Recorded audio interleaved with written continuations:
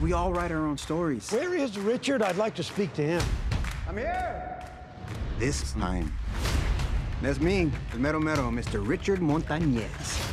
I'm the guy who helped bring the world the most popular snack it's ever seen. Are you ready? A huevo. I've been ready. All right. It was a little bit more like this. Today, I really enjoyed this movie. I definitely cried a few times. It got me. One thing I read, there was a quote by Richard that he said whenever he visited the set of the film and he was kind of reliving it all again, he mentioned how when you're young, you don't appreciate what all the hardships and challenges will do for you. Mm-hmm. Years later, you realize that all those hardships make you stronger. So I was wondering, what hardship or difficult time do you think has made each of you stronger and why? Oh my gosh, my life is full of hardships. I think people look probably at most actors or people in the media and go, oh, their life is so easy, they've had it so great. No, we've all had our obstacles. And I think that's why when I read the script, I really identified with Richard. I was like, oh my God, I am Richard Montañez. I've been told no. I've been told opportunities aren't for people like you. I've been told you're a woman, you probably shouldn't do that. And that's the lesson in the film, is perseverance. And Richard dared to ask, but why not me? Mm-hmm. Why can't I be great? Other than Judy telling him, you're great. But he was like, why can't I be great? And I think that's why people leave the film totally inspired to be like, wow, I can do anything. If that guy did all of that with all of those obstacles, imagine what I can do. Mm-hmm. Right. Do either of you have a hardship? Totally to her point, everything. I feel like looking at Judy growing up, and when I spoke with her, she was really nervous about her story coming out, her little, her chola antics in the beginning, and she's like, I worked really hard to absolve that past to become this Christian woman that you see before you today. Mm-hmm. And I reminded her that, that's her testimony. That's her story, exactly to Eva's point. Imagine someone who went through all of that, because I went through similar things. So being able to play a role like this was art imitating life, or life imitating art, and it was so powerful. Right. Did you have anything else? I mean, back when I was a young cholo in Wyoming. I grew up so similar to Richard. Yeah, so similar. I mean, we grew up without having much either, so I can understand, coming from nothing to having, your moment, which is kind of what we're living right now. Yeah. Right. Yeah. And something else I really loved, the relationship between Judy and Richard. It was just so wonderful to see how whenever he was down, she was the one that kind of brought him back up, and she believed in him. So I'm just wondering, who's the Judy in each of your lives that kind of brings you back up when you're down?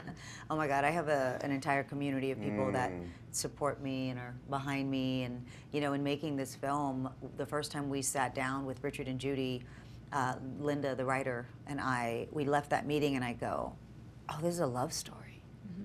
And I really was obsessed with taking the opportunity of showing that Latina character on screen that's strong and smart and a force. She's not just like a secondary character, she's the heartbeat of the film.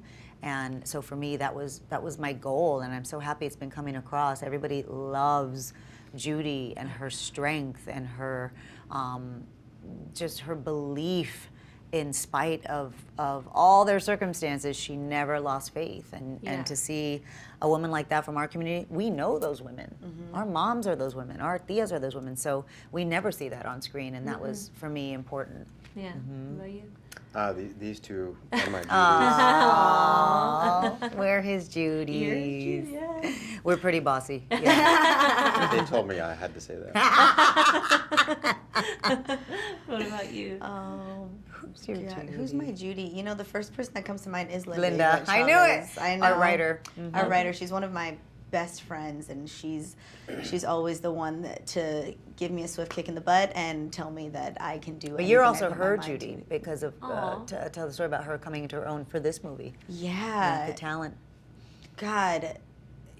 Seeing her step into her power and own space the way that she has. I've known her for a good 10 years now, and she is a brilliant writer. She always has been. Mm-hmm. And I think that thing that changes is that belief, just like Richard. And the opportunity. Yes, the belief and the opportunity is when success happens. And I think that's a testament to what's going on here. Right. It's it's not that we couldn't do this, it's just that we've never been given the opportunity to do this.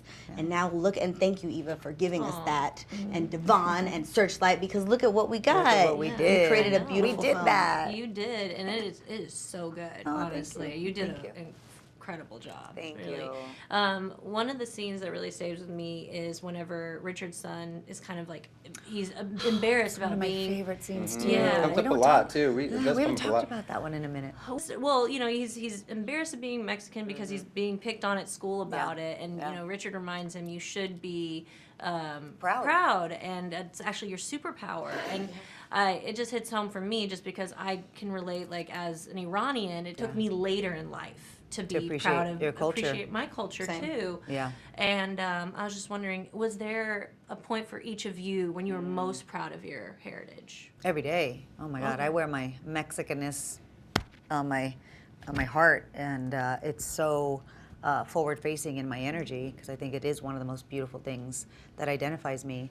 But that particular scene too, like Jesse did an amazing job, and Hunter, who plays his son. It was when I read that scene, the first time I read that scene, I was like, yes, oh my God, this is a conversation we should be having with our kids. I went through that when I was young, of like being embarrassed of being Mexican because I always took a bean taco to school for breakfast, and everybody else had a Pop-Tart, and I was like, I just want a Pop-Tart. But that And pressure. in the end, they probably all have diabetes right now. And, Yeah, and I don't, and you're and I'm full of protein. Yeah. No. Amen. But I feel like that pressure to assimilate is with all immigrant communities. You know, Americanize and erase that cultural specificity, and we're still taught that today. It's actually, I think, worse in schools, you know, taking us out of textbooks, taking our stories out of schools, really erasing all of that. And that's why a story like this is so important in the media, is because it's a love letter to the Mexican American community. It talks about our positive contributions to this country, and it talks about how it's a true reflection of who we are. Right. You know, we're hardworking people, we're faith-based people, we're family-oriented, we're ambitious, we're smart, we're complex, just like anybody else. And so to be able to show all of those colors of our community on screen was an honor. Yeah, definitely. Did you guys have anything to add on that? Well, I kind of grew up the same way. I wasn't really proud or kind of like. I'm Mexican. Yeah, it wasn't me, because I got made fun of a lot when I was a kid, so I kind of just did everything to assimilate and disappear and kind of hide, which kind of makes That makes sense. yeah, This makes a lot of that makes sense. but I've always known that behind the scenes conversations. But once I moved to LA 20-some years ago, I've been embracing it since then, and still it's a constant learning process. Yeah. That's great. Yeah. Great. Yeah, same. I mean, I mean, even though I grew up in East LA, I went to a lot of private schools too, and so didn't grow up speaking Spanish. I always felt othered. I liked musical theater. Like I was really confused with like culture, and it wasn't until I started learning more about my culture in East LA College, taking Chicano studies classes, and I was like, wait.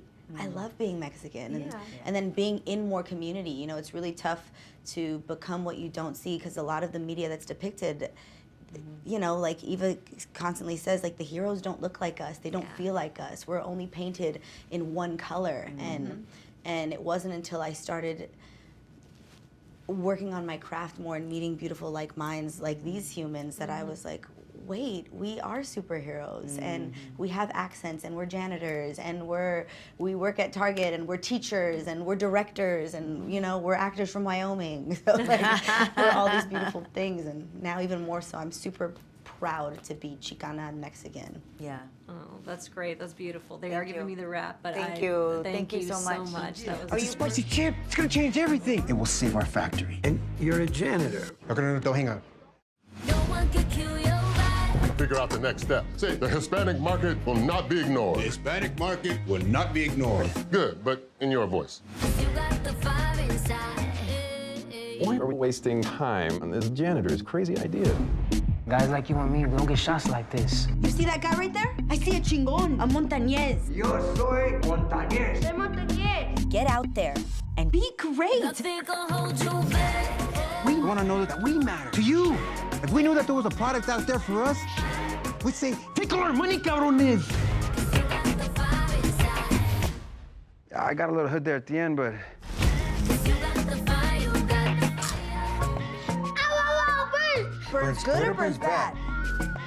It burned good. Oh!